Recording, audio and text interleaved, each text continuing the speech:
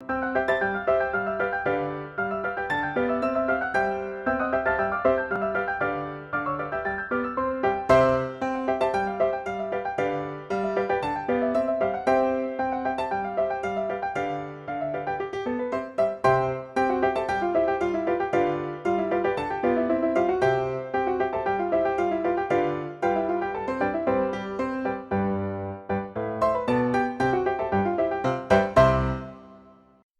guys, Caleb here, back again with more red knots, and I unintentionally lied.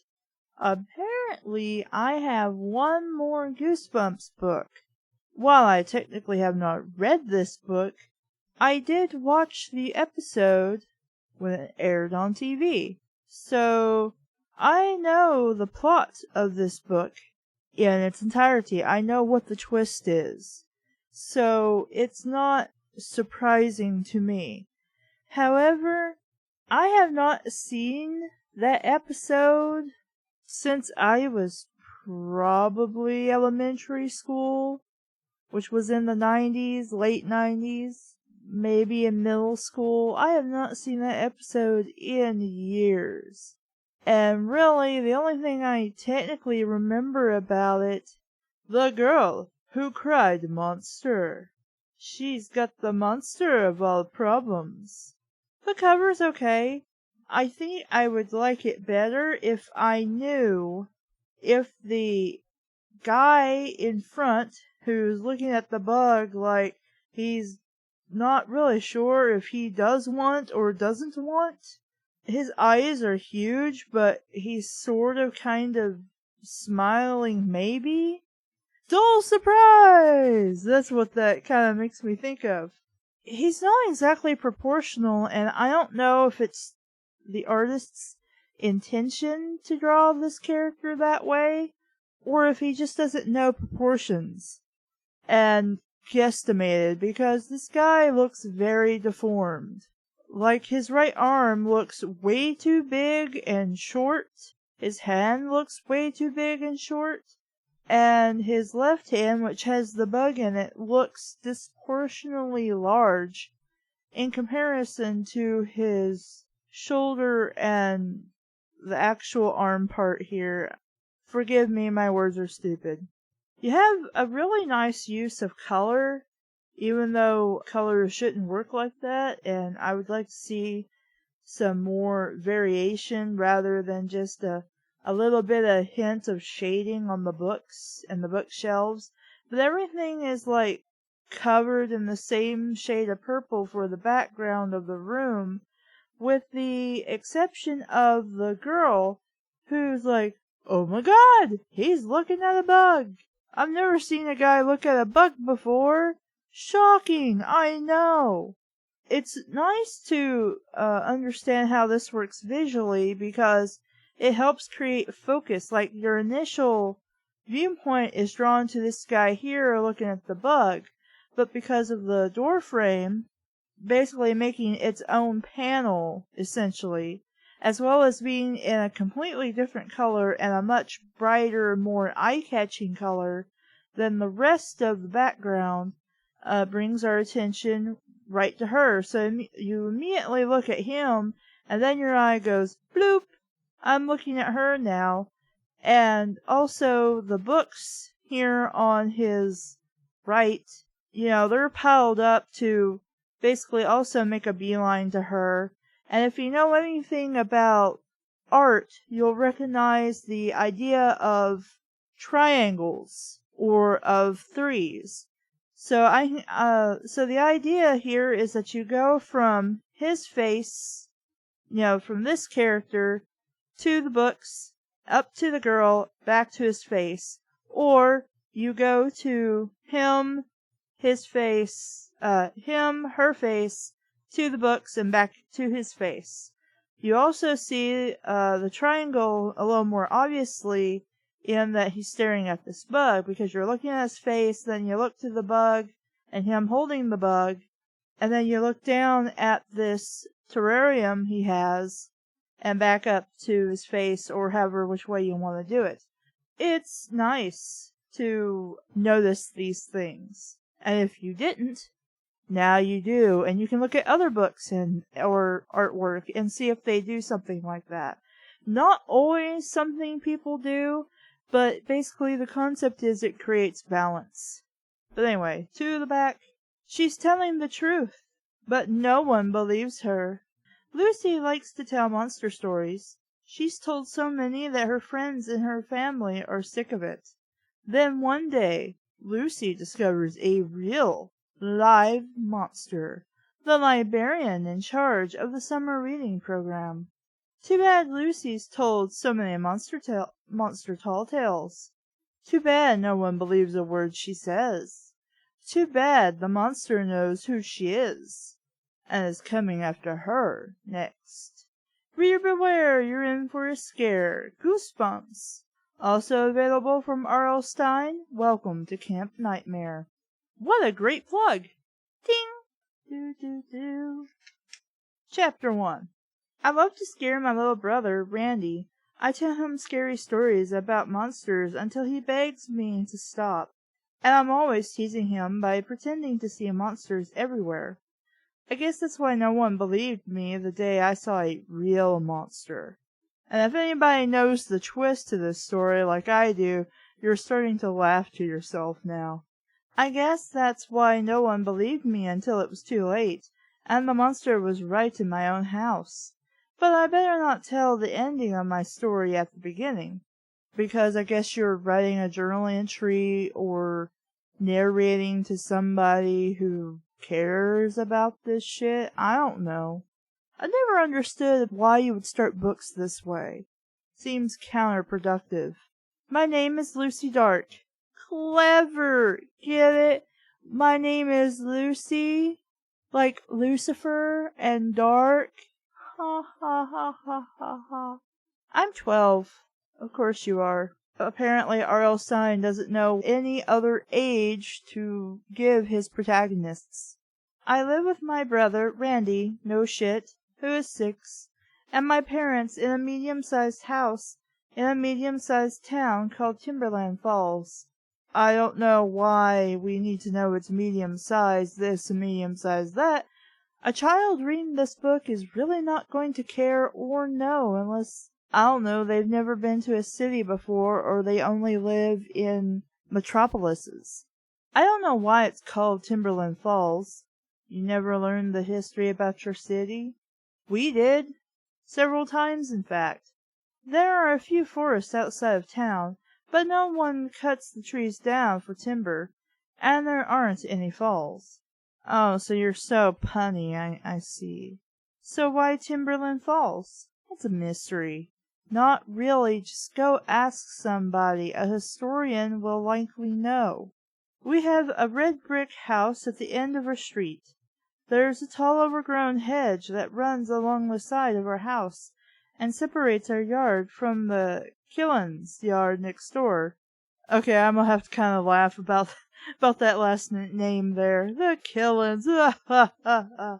Dad's always talking about how he should trim the hedge, but he never does. We have a small front yard and a pretty big backyard with a lot of tall old trees in it. There's an old sassafras tree in the middle of the yard. It's cool and shady under the tree. That's where I like to sit with Randy when there's nothing better to do. Because hanging out with your brother's for chumps. And see if I can scare the socks off of him. It isn't very hard. Randy scares easy. He looks a lot like me, even though he's a boy. Well, I would hope so, considering you're, brother and sister. He's got straight black hair, just like me, only I wear mine longer. Yes, because you're a girl. That's usually what girls do, they wear their hair longer.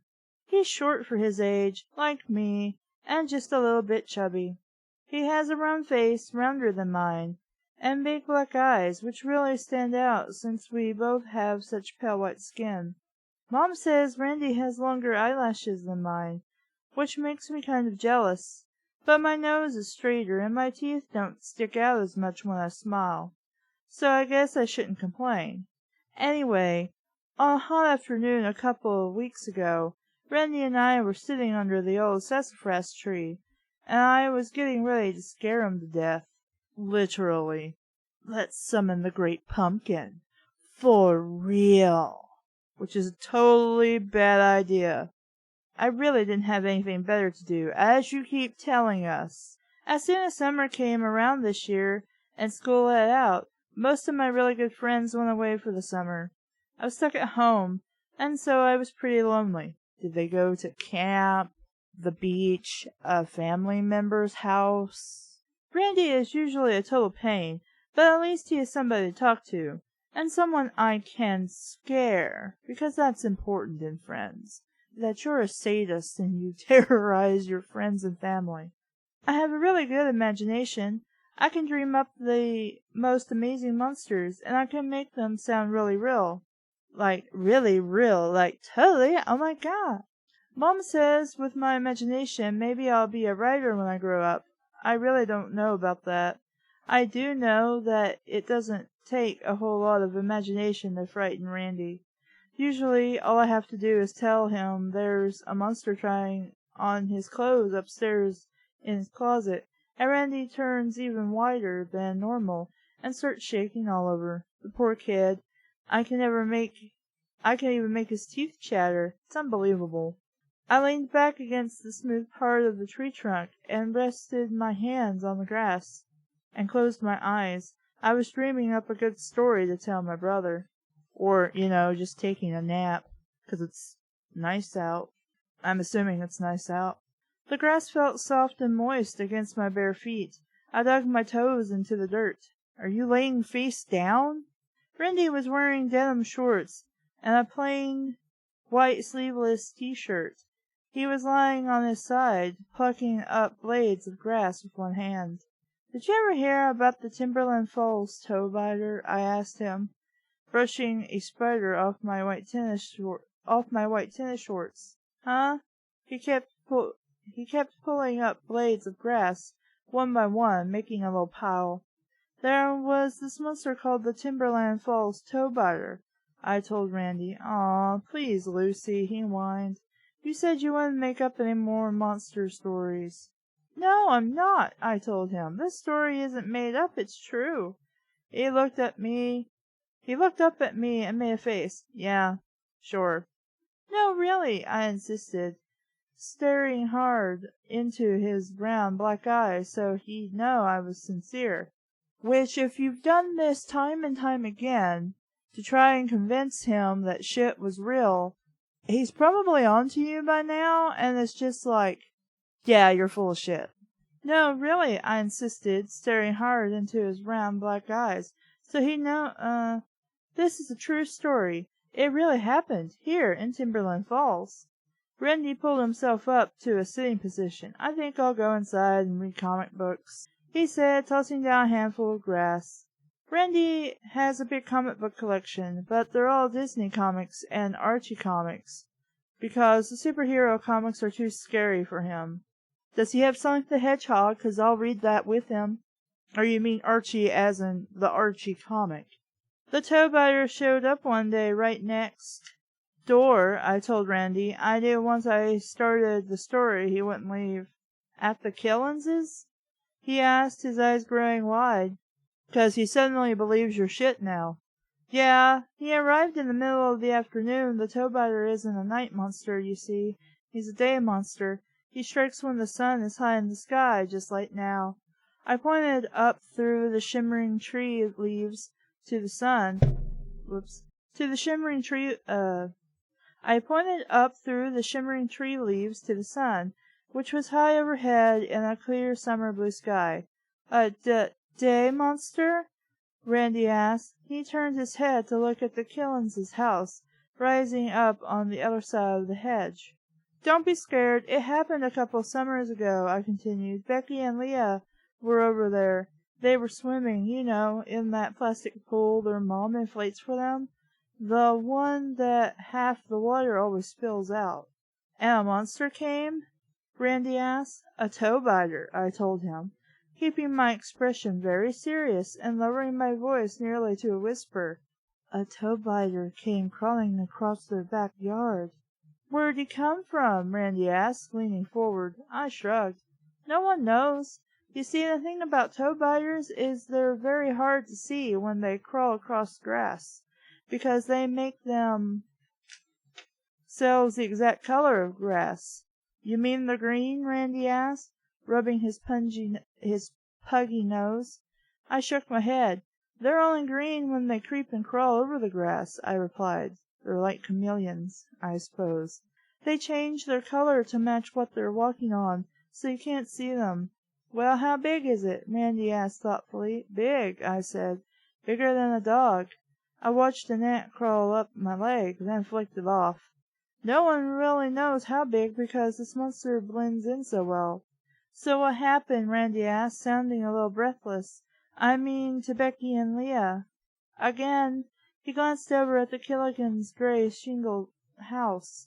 Well, they were in their little plastic pool, I continued, you know, splashing around, and I guess Becky was lying on her back and had her feet hanging over the side of the pool, and the monster scampered over the grass nearly invisible, and it saw Becky's toes dangling in the air, and Becky didn't see the monster? Randy asked. I could see he was starting to get real pale and trembly. Toe biters are just so hard to see, I said, keeping my eyes locked on Randy's, keeping my face very straight and solemn.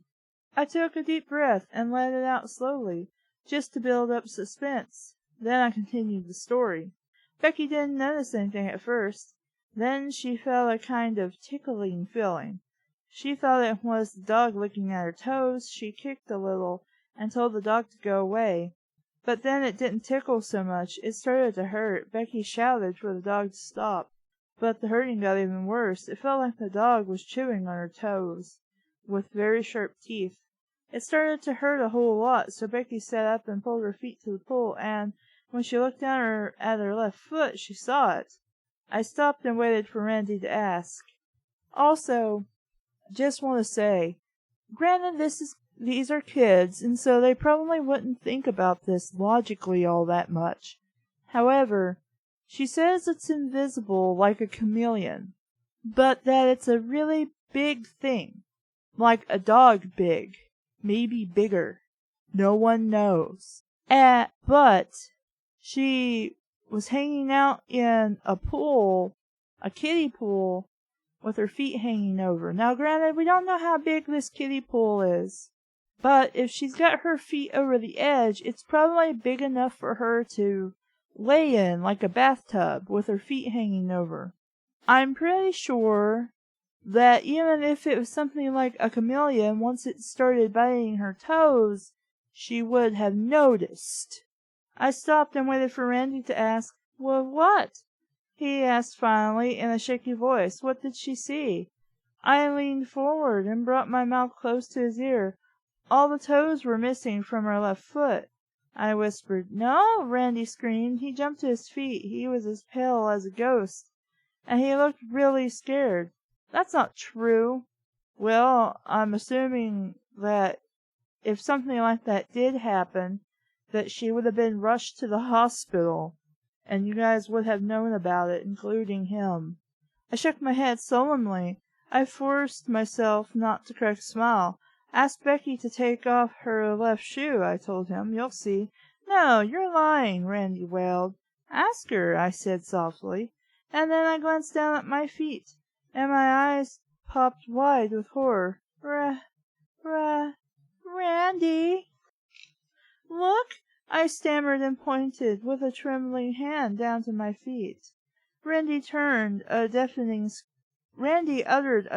scream when he saw what I was pointing at. All the toes on my left foot were missing. Chapter 2. Wah! Randy let out another terrified wail. Then he took off, running full speed to the house, crying for Mom. I took off after him. I didn't want to get in trouble for scaring him again. Randy, wait, I'm okay. 'Cause I'm an asshole, and maybe I should have, thought about that before I scared my little brother, 'cause Mom's gonna be really pissed, and yeah, I didn't want to get grounded or some shit. I shouted, laughing. Of course, I had my toes buried in the dirt. He should have been able to figure that out. Well, not if he's already scared shitless, stupid. but he was too scared to think straight. No shit. Wait, I called after him. I didn't get to show you the monster in the tree. He heard that. He stopped and turned around, his face all twisted up in fright. Huh? There's a monster up in the tree, I said, pointing to the sassafras tree we just been sitting under. A tree monster. I saw it. Boy, this kid is easily to forget stuff that happened just a few minutes before. No way, he screamed, and started running again to the house. How long does it take this little kid to get into the house? I'll show it to you, I called, cupping my hands around my mouth so he'd hear me. He didn't look back. I watched him stumble up the steps to the back stoop and disappear into the house. The screen door slammed hard behind him. I stood staring at the back of the house, waiting for Randy to poke his frightened head out again, but he didn't. I burst out laughing because I'm an asshole. I mean, the toe biter was one of my best creations, and then digging my toes into the dirt and pretending the monster had gotten me too. What a riot! Poor Randy. He was just too easy a victim. And I'm a sadistic little bitch. And now he was probably in the kitchen, squealing on me to Mom. That meant that real soon I'd be in for another lecture about how it wasn't nice to scare my little brother and fill him full of scary monster stories. But what else was there to do? Oh, I don't fucking know. Comic books, video games, the friends that are still in town you can go hang out with. Well, the internet really wasn't a thing at the time. You got roller skates. You can go eat ice cream if your mom will give you money for it. Road trip to Disneyland or some crap. I'm sure you guys can think of something. And if it's Saturday, then you can watch Saturday morning cartoons because they still existed in the 90s. Unlike now. I'm sad. I stood there staring at the house, waiting for one of them to call me in. Suddenly, a hand grabbed my shoulder from behind. Gotcha! A voice growled. Oh! I cried out and nearly jumped out of my skin. A monster! I'm sure it was. I spun around and stared at the laughing face of my friend, Aaron Messer. Aaron giggled his high-pitched giggle till he had tears in his eyes because that was so fucking funny. I shook my head, frowning. You didn't scare me, I insisted. Oh, sure, he replied, rolling his blue eyes. That's why you screamed for help. I didn't scream for help, I protested. I just cried out a little, in surprise. That's all. Well, that is what she did. She's like, ah! And that was about it. Aaron chuckled. You thought it was a monster. Admit it. A monster, I said, sneering. Why would I think that? Because that's all you think about. He said smugly, you're obsessed. Ooh, big word, I teased him. How's that a big word? I knew what the word obsessed meant when I was in elementary school.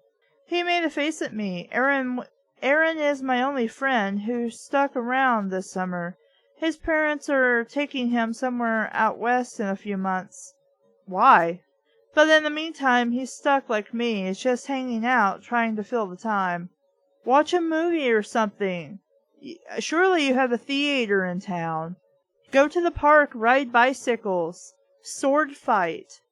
Go sit in your ass in your room and, I don't know, write stories about monsters and shit.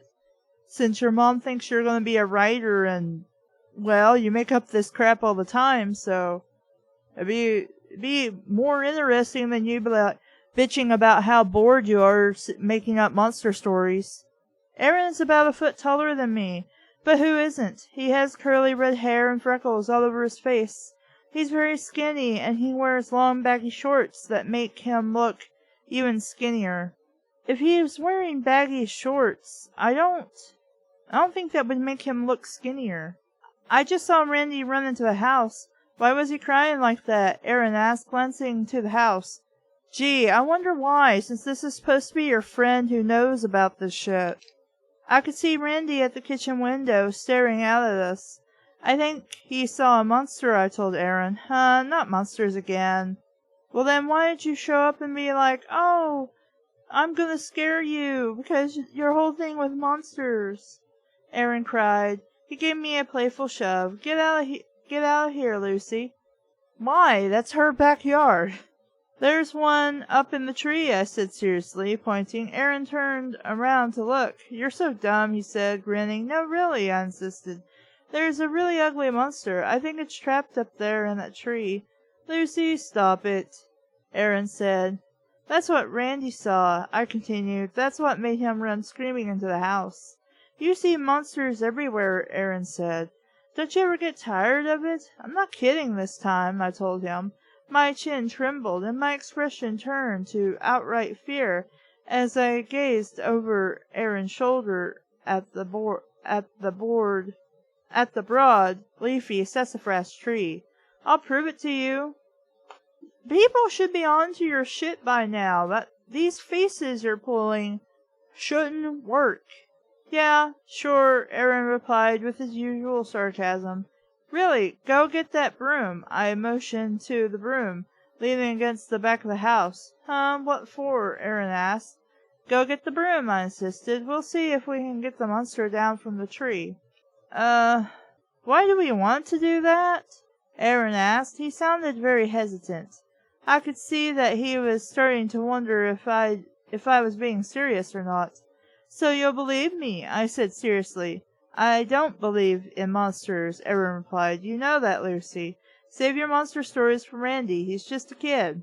Because somehow there's a difference between being 8 and being 12. Will you believe me if one drops out of that tree? I asked. Nothing is going to drop out of that tree, except maybe some leaves, Aaron said. Go get the broom and we'll see, I said. Okay, fine. Why can't you get off your own lazy ass and go get this broom? He went trotting toward the house. I grabbed the broom out of his hand when he brought it over. Come on, I said, leading the way to the tree. I hope the monster hasn't climbed away. Aaron rolled his eyes. I can't believe I'm going along with this, Lucy. I must be really bored.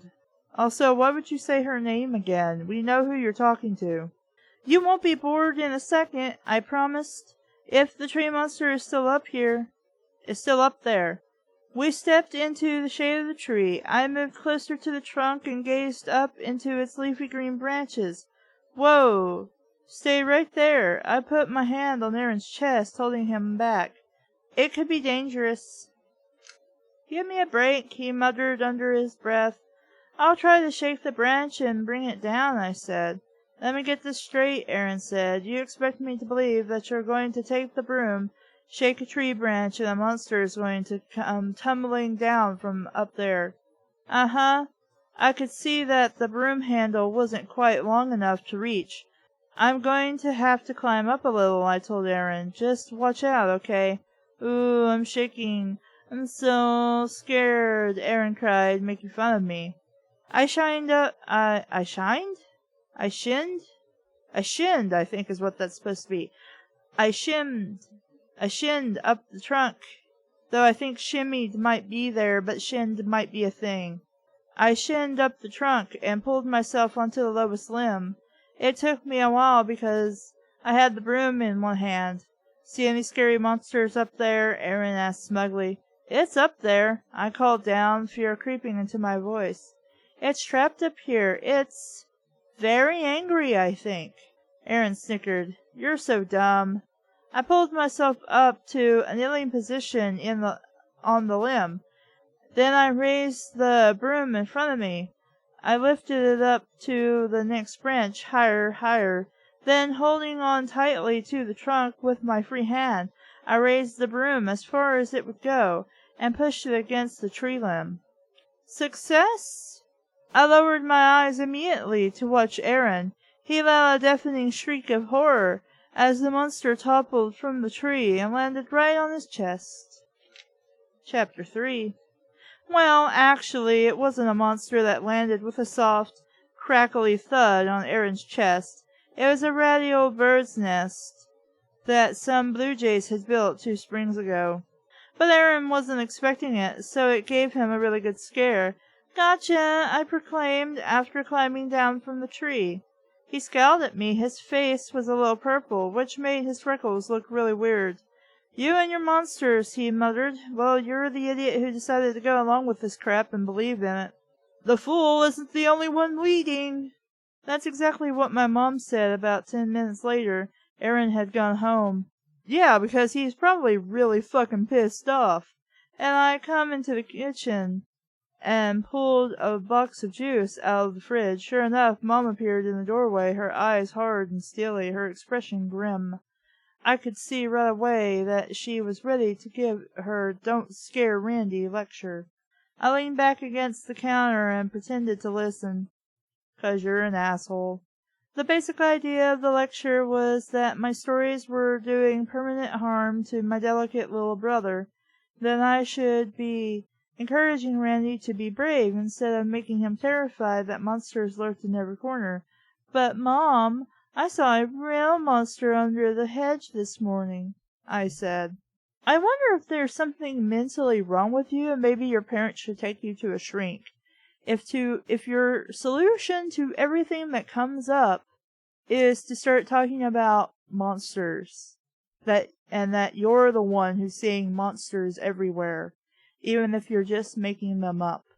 I said. I don't really know why I said that. I guess I just wanted to interrupt the lecture. Mom got really exasperated. Uh-huh, that doesn't seem like a good sentence. Why not just be like, she said something and Mom said exasperated? With exasperation, there we go. She threw up her hands and sighed. She was straight. Oh. Well, considering she's married to a guy, I would hope she's straight, or at least bi. She has straight, shiny black hair like Randy and me, and she has green eyes, cat's eyes. Uh-huh, so her eyes are like Sephiroth's. Gotcha. And a small feline nose. So she's a cat girl? Or, I guess, cat woman. Meow.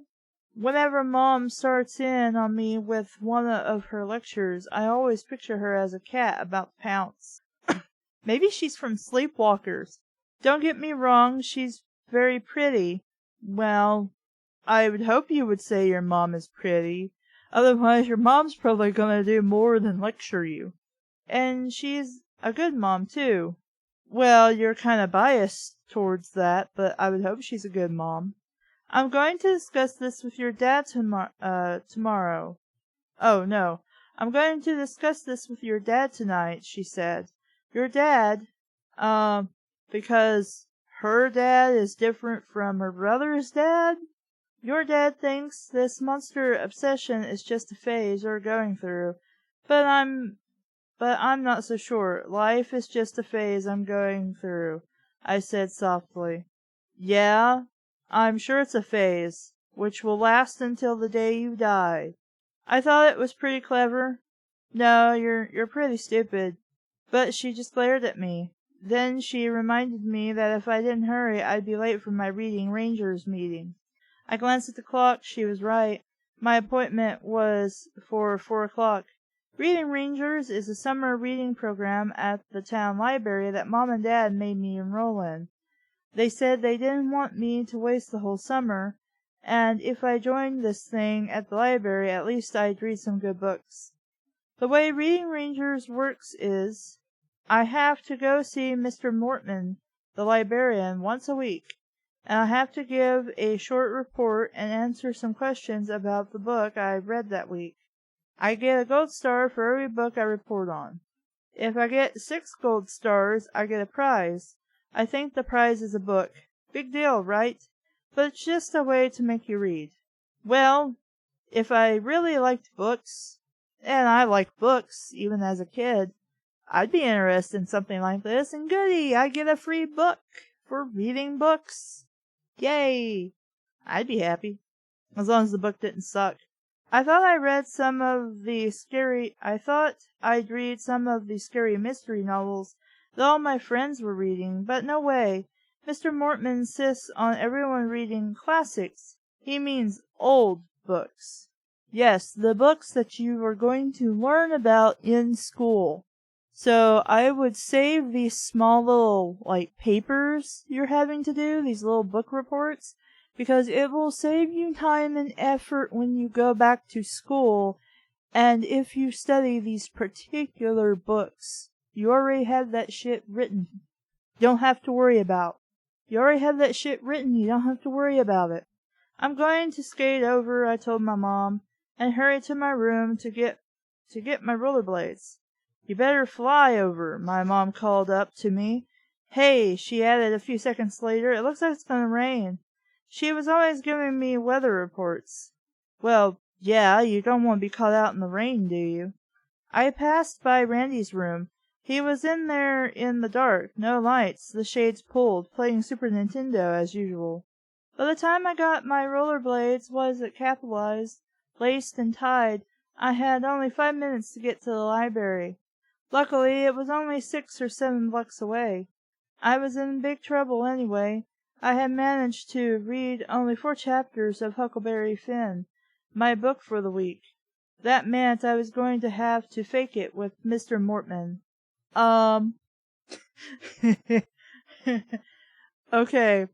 I don't know about children. I mean, mileage may vary in their case, but as an adult, the only thing my mind can focus on is that she's talking about having sex with the dude, and that's very, very wrong considering that he is an adult and she is a child. Also, being Huckleberry Finn, I don't blame her for only managing to read 4 chapters of it, because when Mark Twain wrote these books, he wrote them in the Southern dialect. He didn't use proper English or grammar. He wrote them the way people talked back then. And it is very, very hard to read that. The only way even I, a Southern person, can understand what the books say is if I read it out loud to myself, because then I'm like, oh, I understand what these words are when I hear them, but not when I'm looking at them in this book. I picked the book up from my shelf. It was a new paperback. I wrinkled up some of the pages near the back to make it look as if I read that far. I tucked it into my backpack, along with a pair of sneakers. Then I made my way down the stairs, not easy in rollerblades, and headed to the Timberland Falls Town Library. Also, why don't you just quickly flip through the back and read?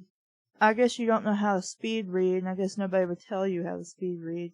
The library was in a ramshackle house on the edge of the Timberland woods.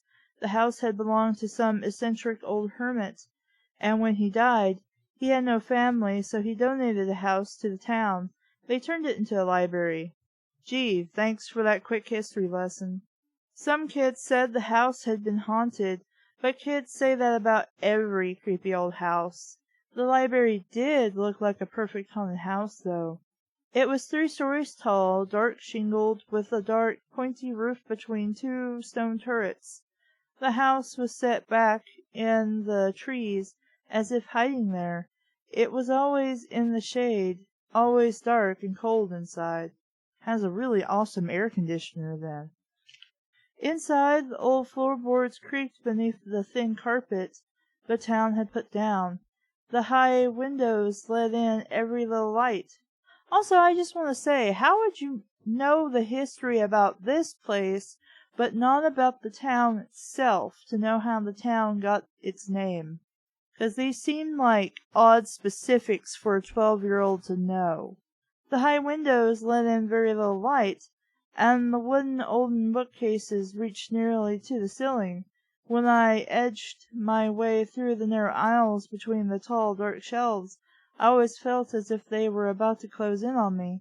I had this frightening feeling that the shelves would lean in on me, cover me up, and I'd be buried there in the darkness forever, buried under 1,000 pounds of dusty, mildewy old books. But of course, that's silly. It was just a very old house, very dark and damp, very creaky, not as clean as a library should be, lots of cobwebs and dust. Does no one, clean the place? Mr. Mortman did his best, I guess, that he was kind of creepy too. The thing all of us kids hated the most about him was that his hands always seemed to be wet. He would smile at you with those beady little black eyes of his lighting up on his plump bald head. He would reach out and shake your hand, and his hand was always sopping. Wet, she means. When he turned the pages of books, he'd leave wet fingerprints on the corners. His desktop always had small puddles on the top, moist handprints on the leather desk protector. He was short and round, with skin, with that shiny bald head, and those tiny black eyes. He looked a lot like a mole, a wet-pawed mole. He spoke in a high, scratchy voice, nearly always whispered. He wasn't a bad guy, really. He seemed to like kids. He wasn't mean or anything, and he really liked books. He was just weird, that's all. He sat on a tall wooden stool that made him hover over his enormous desk. He kept a deep aluminum pan in the side of his desk. Inside the pan were several little turtles, moving around in about an inch of water. My timid friends, I heard him call them once. Sometimes he'd pick up one of them and hold it in his pudgy fingers, high in the air, until it tucked itself into its shell. Then he gently set it down, a pleased smile on his pale, flabby face. He sure loved his turtles. I guess they were okay as pets, but they were kind of smelly. I always tried to sit on the other side of his desk, as far away from the turtle pan as I could get. I don't know why turtles would be smelly, but then again, I've never had turtles as pets. Well, I skated to the library as fast as I could. I was only a few minutes late when I skated into the cool shade of the library driveway. The sky was clouding over. I sat down on the stone steps and pulled off my rollerblades, which is capitalized again. Then I quickly slid into my sneakers and carrying my rollerblades. Thank you for telling me, 'cause at least now I know. Unlike some of the books I've been reading lately, which don't tell me jack or shit. I walked through the front door. Making my way through the stacks, the tall narrow shelves at the back of the main reading room, I dropped the skates against the wall. Then I walked quickly through the aisle to Mr. Mortman's desk against the back wall. He heard my footsteps in it and immediately glanced up from the pile of books he was stamping with a big rubber stamp.